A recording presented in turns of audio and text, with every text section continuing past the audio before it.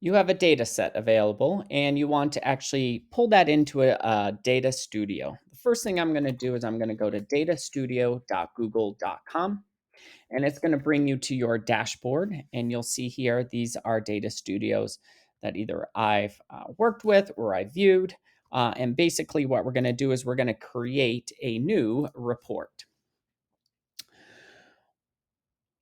Once you do that, it'll ask you, how do you want to pull in your data? Where is it coming from? And probably 99.9% of the time, you're going to say Google Sheets. I've not once not said that. I've always used Google Sheets, and it's going to pull in your actual Google Drive, anything that pertains to a sheet in there.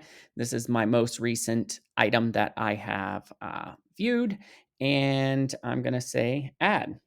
And what it's going to do is it's going to take your data and immediately just create a table here. And so I have the ability to um, customize this, move this around, do whatever I need. But that's how you actually pull in and connect data from a Google Sheet into a data studio.